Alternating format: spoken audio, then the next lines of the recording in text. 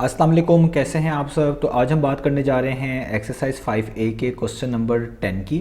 तो मेरे पास ये बुक 2 है जिसको हम D2 भी बोलते हैं और उसका एक चैप्टर नंबर 5 चल रहा है जिसका नाम है क्वाड्रेटिक इक्वेशंस एंड ग्राफ्स। तो इस चैप्टर से रिलेटेड बहुत सारे सोल्यूशन मैं अपने चैनल पर पहले ही अपलोड कर चुका हूँ। मैंने इस चैप्टर के नेम से एक सेपरेट प्लेलिस्ट बनाई भी है, उसका लिंक नीचे डिस्क्रिप्शन में दे दिया हुआ है। आपको इस चैप्टर से रिलेटेड तमाम सोल्यूशन इसी प्लेलिस्ट में मिल जाएंगे। इसके अलावा भी D2 से रिलेटेड मैंने काफ़ी कंटेंट कवर किया हुआ है, वो आपको मेरे चैनल के प्लेलिस्ट सेक्शन पर मिल जाएगा। अगर आप इंटरेस्टेड हो तो आप मेरे चैनल का प्लेलिस्ट सेक्शन विजिट कर सकते हैं। और कोई आपके क्वेश्चंस हैं या सजेशंस हैं जो कि आपने मुझ तक पहुंचाने हो तो उसके लिए मैंने एक फेसबुक पेज बनाया हुआ है, उसका लिंक भी मैंने डिस्क्रिप्शन में दिया हुआ है। आप उस फेसबुक पेज के थ्रू अपने क्वेश्चंस को, सजेशंस को मुझ तक पहुंचा सकते हैं। तो आइए जल्दी से हम इस क्वेश्चन को यहाँ पे रीड कर लेते हैं। मैंने इसको अपनी दूसरी स्क्रीन के ऊपर जो है लिख लिया हुआ है, हम इसको वहीं सॉल्व करेंगे। अभी जस्ट मैं इसको यहाँ से आपको रीड कर देता हूँ और उसको थोड़ा सा समझा देता हूँ ताकि आपको थोड़ा सा बैकग्राउंड मिल जाए, फिर हम इसका सोल्यूशन स्टार्ट करते हैं। तो क्वेश्चन नंबर 10 है, जो इसके दो पार्ट्स हैं। पहले पार्ट में लिखा हुआ है सॉल्व द इक्वेशन। तो ये जो आगे इक्वेशन लिखी हुई है 6x² - x - 15, ये क्वाड्रेटिक इक्वेशन है क्योंकि इसमें जो वेरिएबल आ रहा है उसकी हाईएस्ट पावर आपको 2 नज़र आ रही है, उससे बड़ी पावर कोई मौजूद नहीं है, तो हम इसको बोलेंगे क्वाड्रेटिक इक्वेशन। तो ये क्वाड्रेटिक इक्वेशन लिखी हुई है, हमने बस इसको सॉल्व करना है। और दूसरे पार्ट में हमें लिखा हुआ है हैंस सॉल्व द इक्वेशन, और नीचे एक और इक्वेशन लिखी हुई है और ये हैंस वाला वर्ड यहाँ पे शो कर रहा है कि पहली वाली इक्वेशन का कोई ताल्लुक है इस पार्ट नंबर 2 से, तभी यहाँ पे वर्ड यूज़ हुआ है हैंस सॉल्व द इक्वेशन। और जो नीचे इक्वेशन लिखी हुई है वो है 6, आगे ब्रैकेट्स में y - 3 का होल स्क्वायर है, -y - 3 है और -15 है, इक्वल टू 0 है।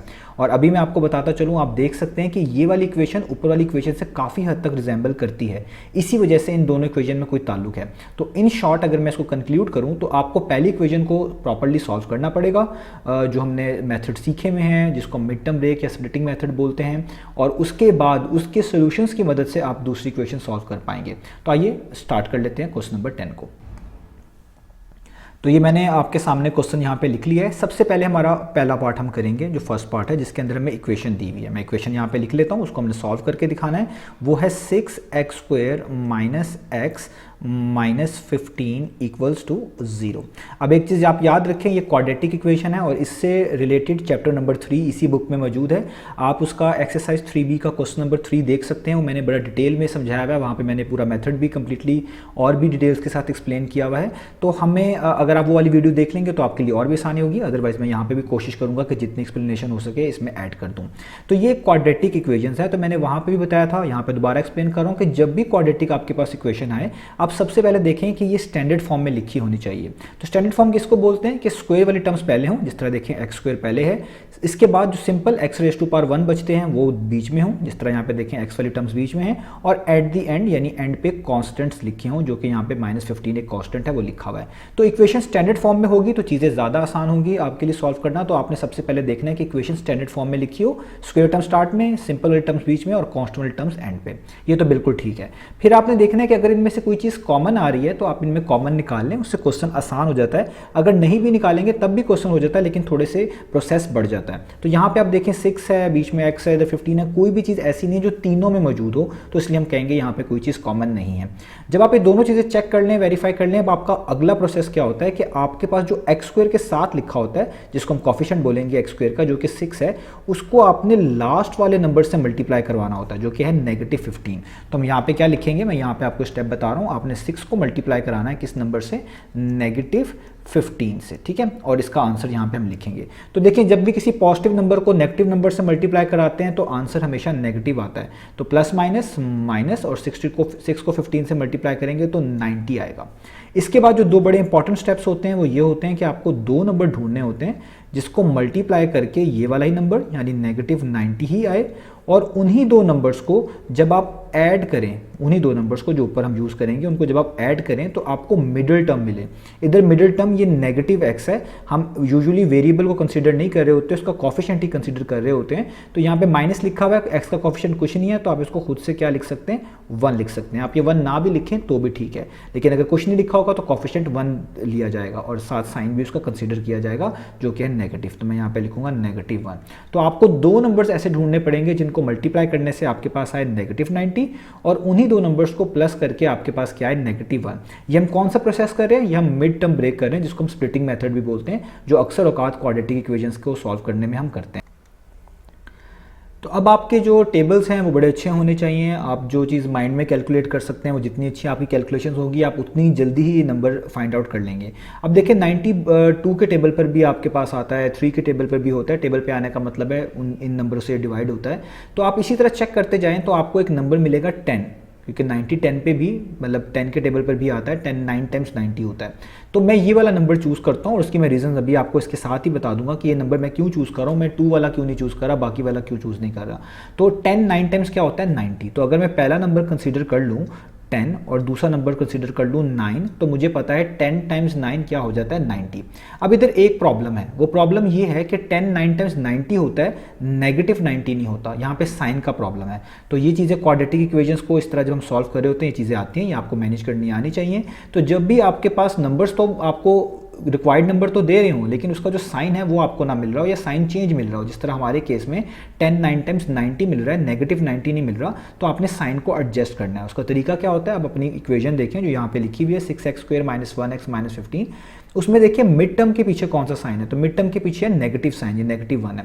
तो यहाँ पे जो दो नंबरों में से सबसे बड़ा नंबर है 10 और 9 में से 10 बड़ा, उसके पीछे वो वाला साइन लगा दें जो यहाँ पे मिड टर्म के पीछे है। यहाँ पे नेगेटिव है तो इधर 10 के पीछे भी क्या लगा देता हूँ नेगेटिव। और अब आप चेक करें तो देखिए नेगेटिव 10 को अब आप 9 से मल्टीप्लाई करेंगे तो प्लस माइनस माइनस हो जाएगा और 10 9 टाइम्स 90 ही आएगा।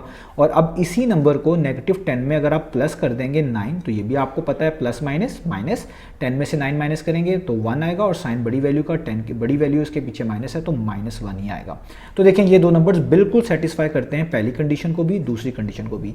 जो इन दोनों कंडीशन को सेटिस्फाई करेगा उसी को हम यहाँ पे लिखेंगे।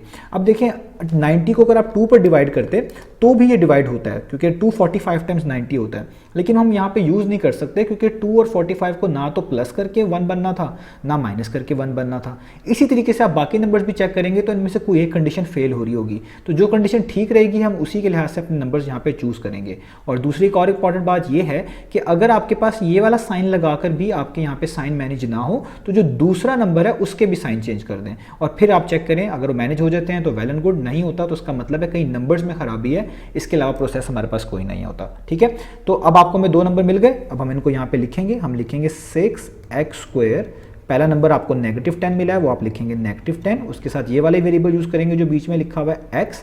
दूसरा नंबर आपको +9 मिला है तो आप लिखेंगे +9, उसके साथ भी ये वाला वेरिएबल यूज करेंगे x, और एंड पे -15 और = 0 वैसे का वैसे ही आ जाएगा। अब हम इनकी पेयरिंग कर लेते होते हैं। अब आप देखें इन पहली दो टर्म्स में क्या कॉमन है, 6 और 10 दोनों के दोनों 2 पर आते हैं, यानी 2 पर डिवाइड होते हैं, 2 के टेबल पर आते हैं, तो हम यहाँ पे लिखेंगे 2 कॉमन है। सबसे बड़ा टेबल ढूंढना होता है जिसपे दोनों नंबर्स आ रहे होते हैं, छोटे नंबर्स पे भी आ रहे होते हैं, आप उस तरह भी कर सकते हैं लेकिन उससे स्टेप्स बढ़ जाएंगे।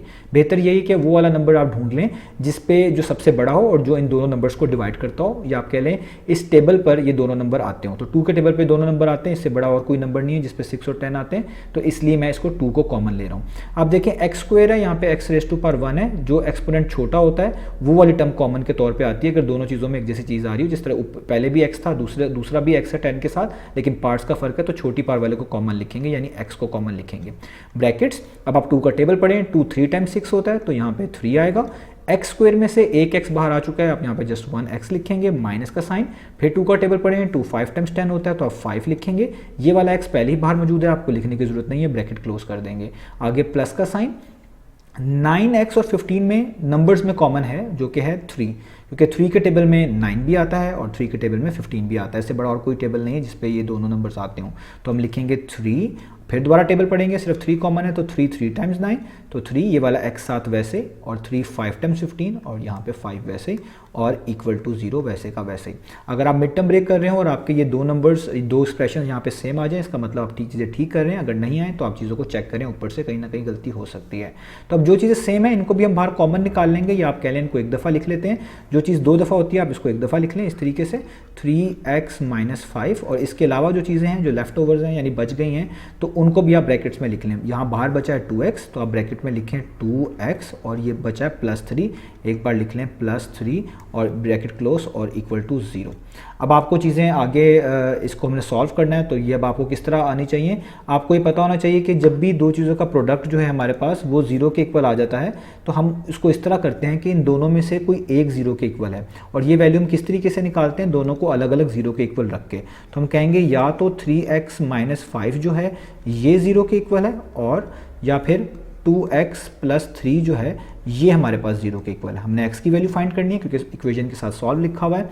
तो अब आप यहाँ पे देखें 3x वैसे ही रहेगा, ये -5 को इक्वेशन के दूसरी तरफ मूव करेंगे, +5 हो जाएगा इस तरह, 0 + 5, और 0 + 5 कितना होता है, वो होता है 5। यहाँ पे 3x बच गया, 3 मल्टीप्लाई हो रहा है, अगले स्टेप में वहाँ जाकर डिवाइड हो जाएगा, तो ये हो जाएगा 5 डिवाइडेड बाय 3, जिसको आप मिक्स फॉर्म में ऐसे लिख सकते हैं कि नीचे वाला वैसे ही 3 वैसे ही, 3 को 1 से करते हैं तो 5 के सबसे पास आता है, 3 1 टाइम्स 3, और 3 में क्या प्लस करेंगे कि ऊपर वाला न्यूमरेटर बन जाए यानी 5 बन जाए, वो प्लस करना पड़ेगा 2, तो आप यहाँ पे लिख देंगे 2। तो एक आंसर तो आपके पास ये आ गया। इधर भी आप ऐसे ही करेंगे, 2x को आप वैसे ही रहने दें, ये +3 को इक्वेशन के दूसरी तरफ मूव करेंगे, ये -3 हो जाएगा, माइनस हो जाएगा, 0 - 3 आपको पता है -3 होता है, और यहाँ पर आपके पास क्या बचेगा, 2 मल्टीप्लाई हो रहा है, इक्वेशन की दूसरी तरफ जाएगा तो डिवाइड हो जाएगा इस तरीके से, और इसको भी आप मिक्स फॉर्म में लिख लें तो ज़्यादा बेहतर है। तो नीचे वाला 2 वैसे ही, 2 1 टाइम्स 2 होता है, 3 के सबसे पास है, तो 2 1 टाइम्स 2 होता है, 2 में क्या प्लस करें कि ये वाला न्यूमरेटर यानी 3 बन जाए, तो 1 प्लस करना पड़ेगा, तो यहाँ पे 1 लिख दें, और साइन आपके पास वैसे ही आ जाएगा माइनस का। तो हमने पहला पार्ट कर लिया है, हमने ये सोल्यूशन फाइंड आउट करके दिखाना था, सॉल्व करके दिखाना था। तो हमारे 2 आंसर आ गए हैं, एक आंसर आया 1 होल नंबर 2/3 और एक आंसर आया -1 होल नंबर 1/2। ये आपने आंसर्स याद रखने, मैं भी ऊपर लिख भी दूंगा, इसी की मदद से हमारा दूसरा पार्ट होने वाला है। तो ये हो गया पार्ट नंबर 1, अब करते हैं इसका पार्ट नंबर 2। तो अब हम इसका पार्ट नंबर 2 कर लेते हैं। तो पार्ट नंबर 2 थोड़ा सा इंटरेस्टिंग है। यहाँ पर ये हम इसको ऐसा नहीं है कि जो इक्वेशन लिखी हुई है इसी को हम सॉल्व करने बैठ जाएंगे, इसका कोई ना कोई रिलेशन है इस पहले वाले पार्ट से, और हम इसको उस रिलेशन के जरिए सॉल्व करेंगे। तो ये आपने अच्छे से समझना है। तो पार्ट नंबर 2 की स्टेटमेंट है हैंस सॉल्व दिस इक्वेशन। अब यहाँ पे जो वर्ड हैंस का यूज़ किया गया है, इससे भी क्लियर होता है कि ऊपर वाली इक्वेशन कंटिन्यू है किसी ना किसी सेंस में, और वो रिलेट कर रही है इस वाली इक्वेशन से। तो आपने ऐसा नहीं करना कि जो आपको दूसरी इक्वेशन दी हुई है और आप इसको सारा स्क्वायर वगैरह ओपन करें और इसको फर्दर सॉल्व करें। आपने इसका रिलेशन फाइंड आउट करना है, इसकी पिछली इक्वेशन से क्या रिलेशन है, वो रिलेशन ही आपको हेल्प आउट करेगा इस वाली इक्वेशन को सॉल्व करने में। तो एक चीज़ तो आपको क्लियर होनी चाहिए कि आपकी इक्वेशन में जो चीज़ वेरिएबल होती है वो आप फाइंड आउट कर रहे होते हैं। जिस तरह आप पहली वाली इक्वेशन में देखें तो आप एक्स फाइंड आउट कर रहे थे, और मैंने देखें एक्स के दोनों आंसर्स यहाँ पे लिखे हुए भी हुए हैं क्योंकि इनका भी ये हमारे काम आएंगे। तो इसी तरीके से दूसरी इक्वेशन जो है, जो लिखी हुई है 6, आगे ब्रैकेट है y - 3 का होल स्क्वायर, इसमें y वेरिएबल है। तो हमारा टारगेट बेसिकली इस y को फाइंड आउट करना है। अब देखते हैं कि रिलेशन क्या है इन ऊपर वाली इक्वेशन में और नीचे वाली इक्वेशन में, तभी यहाँ पे ये वर्ड हैंस यूज़ किया गया है। तो अगर आप देखें पहली वाली इक्वेशन में 6 आ रहा है x² के साथ, इधर भी एक 6 आ रहा है, इधर भी एक वेरिएबल है उसके ऊपर स्क्वायर है, इधर भी ये पूरा कंप्लीट वेरिएबल ही काउंट करेंगे y - 3 को, उस पे स्क्वायर है। एंड पे देखें इधर भी -15 है, इधर भी -15 है, उधर भी इक्वल टू 0 है, इधर भी इक्वल टू 0 है, इधर भी बीच में वही वेरिएबल लिखा हुआ है जो उधर स्क्वायर के नीचे लिखा हुआ था, इधर भी वही वेरिएबल लिखा हुआ है जो इधर स्क्वायर के नीचे लिखा हुआ था। इसका मतलब है रिलेट कर रहे हैं, इसको हम बोलते हैं कंपैरिजन, कंपेयर करना। तो जब भी हम दो इक्वेशंस को कंपेयर करते हैं तो जो उनमें चीज़ें एक जैसी होती हैं उनको छोड़ देते हैं, और जो उनमें मुख्तलिफ होती है उनको एक तरह का इक्वेट कर देते हैं, इक्वल कर लेते हैं। इसको बोलते हैं कंपैरिजन करना, ठीक है।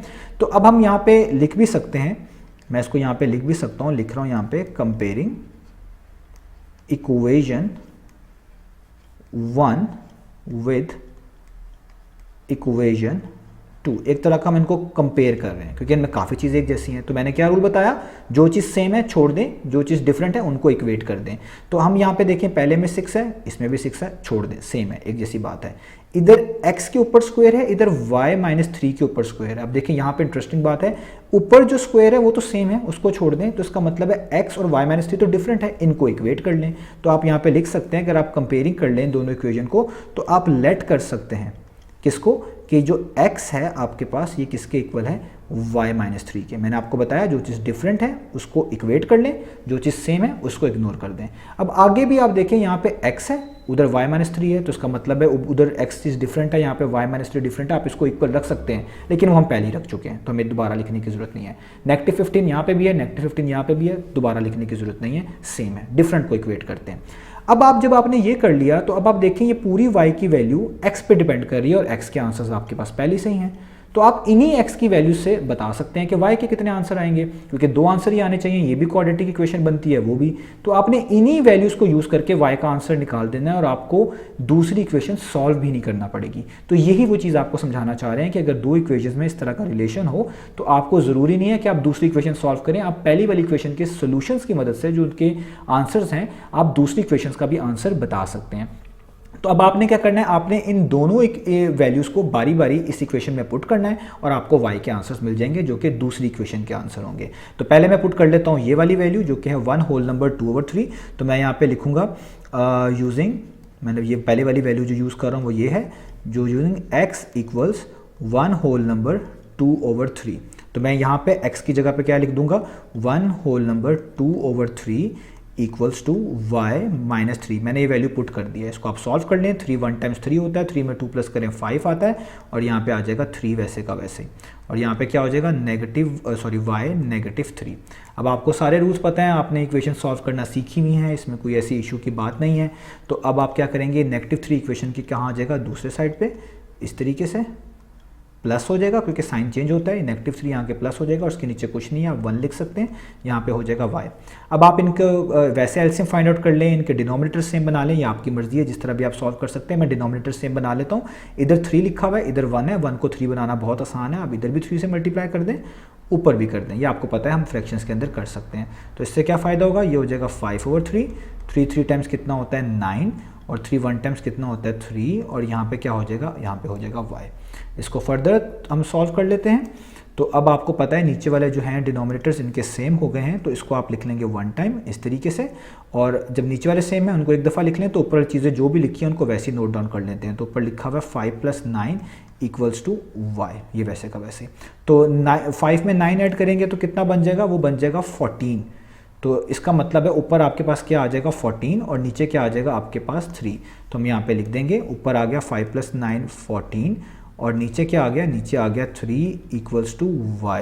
इस आंसर को मैं यहाँ पे करके लिख रहा हूँ, तो आप इसको लिख सकते हैं, ये y की वैल्यू कितनी आ गई 14/3, और जिसको आप मिक्स फॉर्म में ऐसे भी लिख सकते हैं, नीचे वाला वैसे का वैसे ही, 3 वैसे का वैसे ही। 3 4 टाइम्स कितना होता है 12, और 12 में 2 प्लस करके 14 आता है, तो ऊपर आ जाएगा 2। तो देखिए हमने एक y की वैल्यू तो निकाल ली है। अब इसी तरीके से दूसरी y की वैल्यू निकालनी है, तो अब इसी इक्वेशन में जो ऊपर लिखी हुई है हम क्या करेंगे, दूसरी वाली वैल्यू पुट कर देंगे, तो हमें y की दूसरी इक्वेशन भी निकल आएगी। तो मैं इसके पैरेलली पुट कर देता हूँ ताकि चीज़ें हमारे लिए क्या हो जाएं, आसान हो जाएं। तो मैं इसके पैरेलली यहाँ पे पुट कर देता हूँ, ठीक है। ये मैंने एक वैल्यू निकाल ली है, दूसरी मैं इसी में यहीं पुट करने जा रहा हूँ। तो अब हम कर लेते हैं, उसको मैं डिफरेंट कलर से कर देता हूँ ताकि सेपरेट रहे। मैं फिर से इक्वेशन लिखता हूँ। तो सेम इक्वेशन है x इक्वल्स टू y -3, बस अब वैल्यू कौन सी यूज़ करनी है आपने, अब यहाँ पे लिखेंगे using x equals to -1 whole number 1/2, ये वाली वैल्यू यूज़ करनी है। तो यहाँ पे x है, इसकी जगह पे वैल्यू पुट करवा दें, -1 होल नंबर 1/2। यहाँ पे y -3 को वैसे का वैसे ही रखें। इसको थोड़ा सॉल्व कर लें, फ्रैक्शन फॉर्म में ले आएँ। 2 1 टाइम्स 2 होता है, 2 में 1 प्लस करें तो 3 होता है, तो ये 3/2 है नेगेटिव साइन के साथ। और यहाँ पे आपके पास y -3 है। अगले स्टेप में आपको पता है हम क्या करेंगे, -3 जो है इसको हम उस साइड पे मूव कर लेंगे ताकि वो क्या बन जाए, +3 बन जाए। तो हम यहाँ पे लिखेंगे -3/2, ये -3 इक्वेशन के साइड पे आ जाएगा, +3 बन जाएगा। इधर सिर्फ y बचेगा और इसके नीचे कुछ नहीं लिखा हुआ, आप 1 लिख लें। इधर भी पुराने वाले स्टेप्स ही करूँगा जो इधर मैंने किए थे। इधर 2 लिखा हुआ है, इधर 1 है, तो 1 को 2 बना लेता हूँ ताकि डिनोमिनेटर सेम बन जाए, एलसीएम आसान हो जाए। तो ये हो जाएगा -3/2 + 3 2 टाइम्स 6 होता है, 2 1 टाइम्स 2 होता है और इक्वल टू y। और आप देखें इनके डिनोमिनेटर सेम है, इसको एक दफ़ा लिख लें, और ऊपर जो है -3 और +6 इसको एक दफ़ा लिख लें जिस तरह है, और यहाँ पे आ जाएगा y।